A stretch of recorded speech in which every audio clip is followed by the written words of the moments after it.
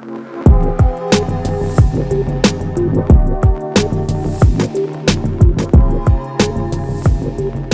to Voices Unlocked. This is your comrade Shaka, and I'm here with my co-host Pamela Bailey, co-founder of More Than Our Crimes. How you doing today?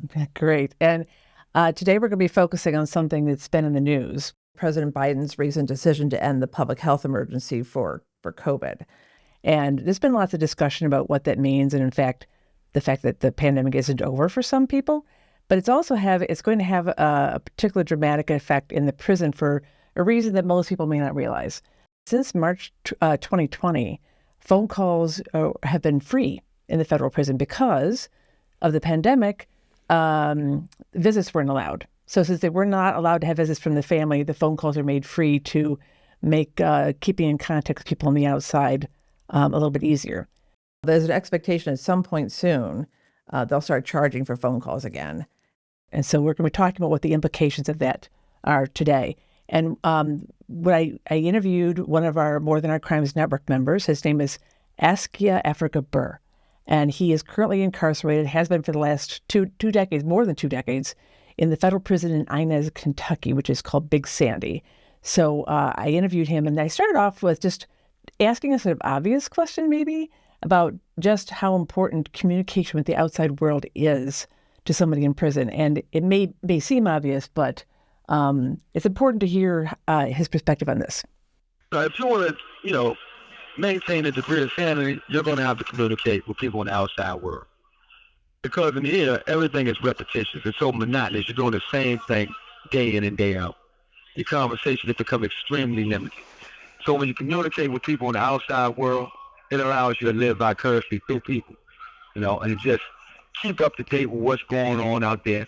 And just to make you feel, valued and make you feel loved and and supported, because you need that. And here, if you're just, you have absolutely no one to communicate with an outside world.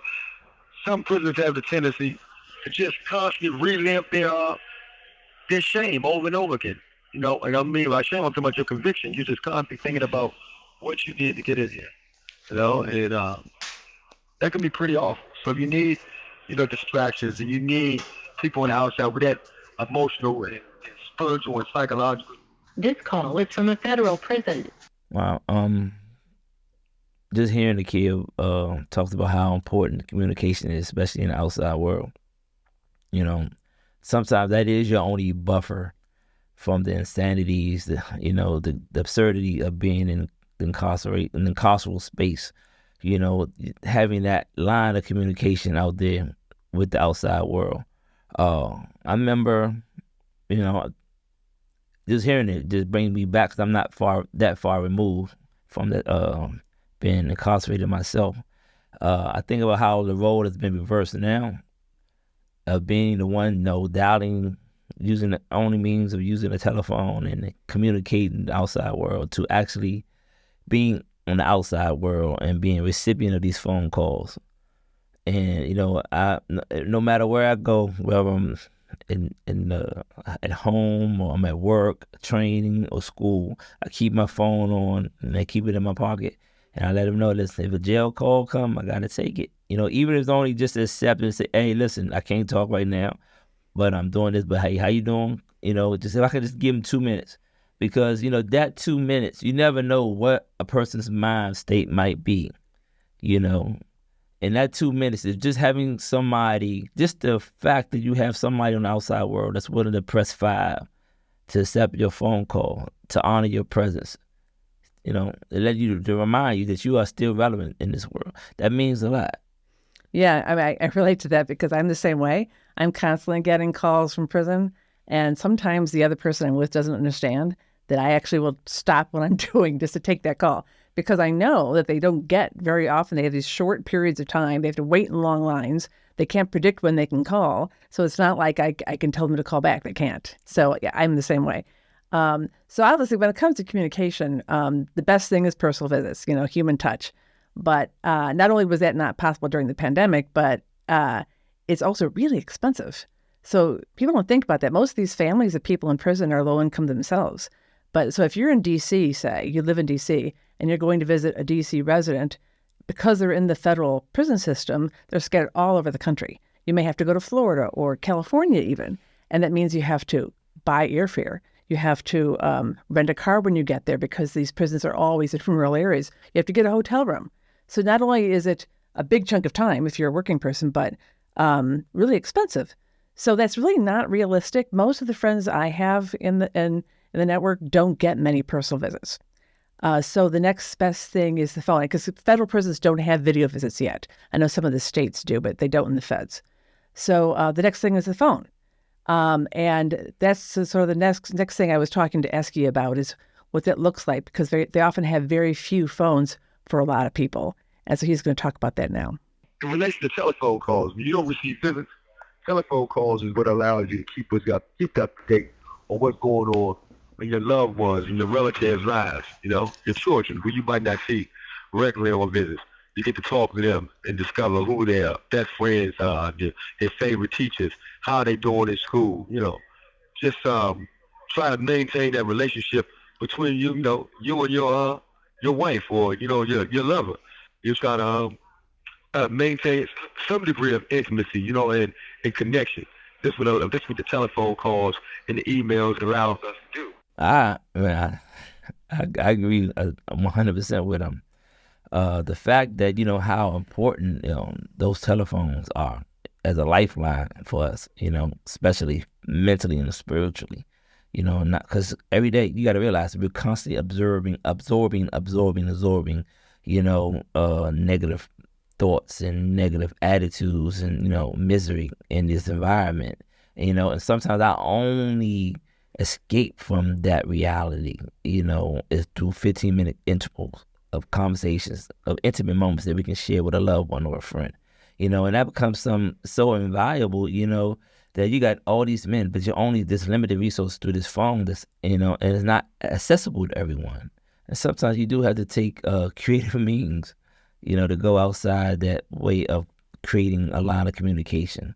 I think I go back to when I was at DC jail, there were like 120 guys in this unit, and only had like 5. They had 8 phones in the unit, but only 5 was operable.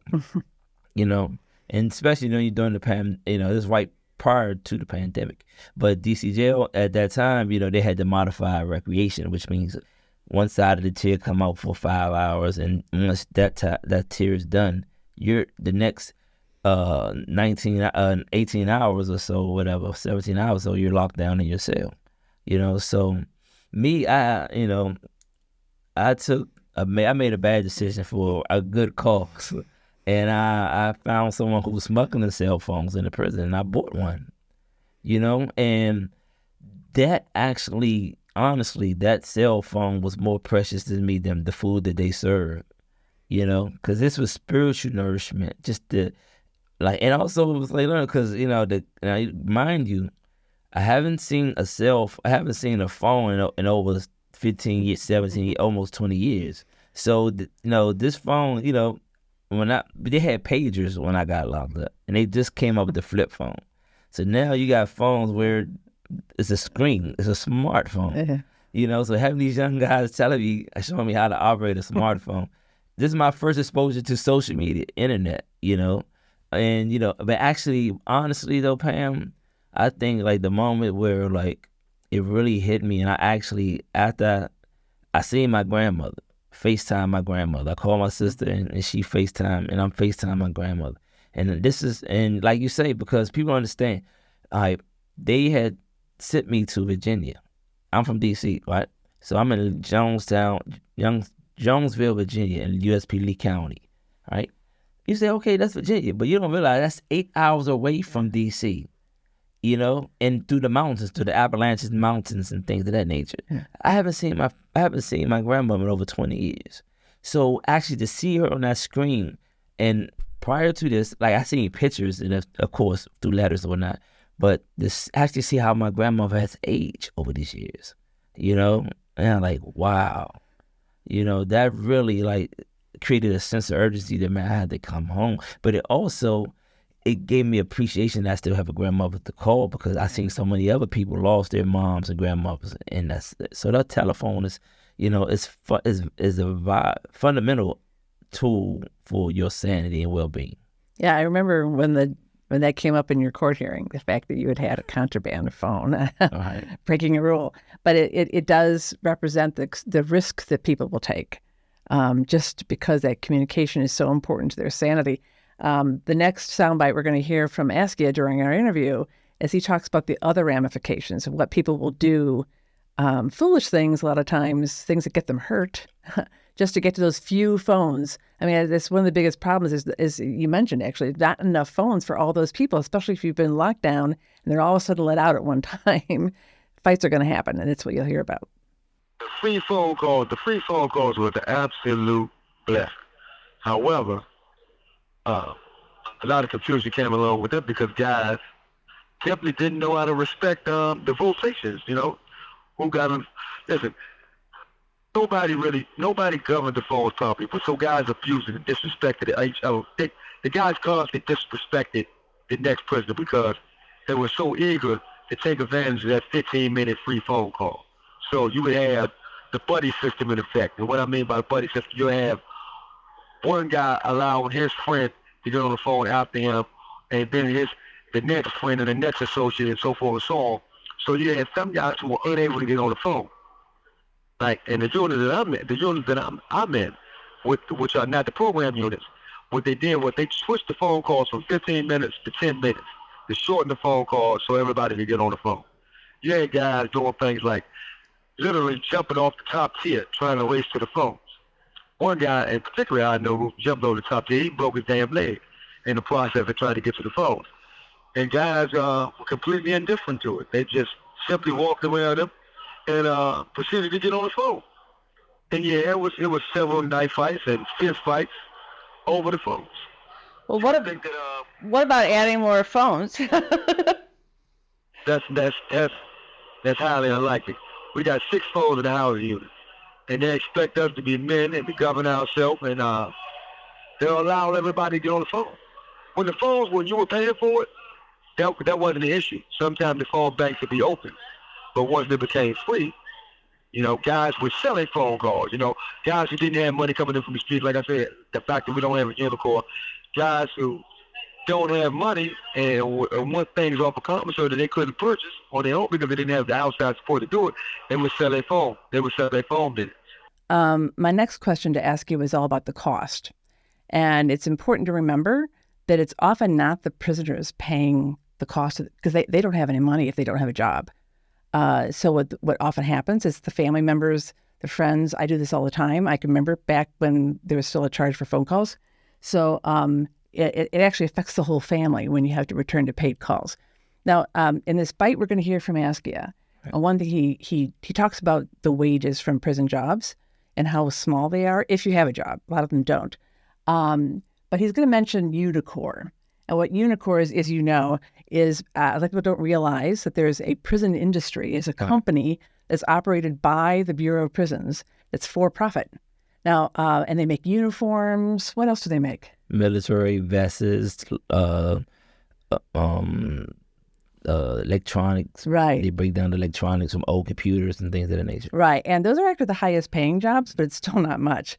So when he talks about, what kind of money you have to make in order to be able to afford phone calls, he says that if you don't have a Unicore job, it's really a hardship. And that's what he's talking about. So let's take a listen. I want to say it's approximately $60 a month. It's a phone bill. It's literally a phone bill. It's an additional phone bill that the prisoner, if they don't have a unicorn facility they're operating in, he might can't pay if he just has a simple prison job for detail. Because that might all he gets throughout the month. He might get paid on his prison detail maybe $50 unless they have a good paying job where they're working in the commissary or somewhere exclusive in the kitchen or, you're going to get approximately, you might get $50 top. And that's not even going to cover the phone calls for the entire month. The phone calls make approximately about $60 a month. Wow. Yeah.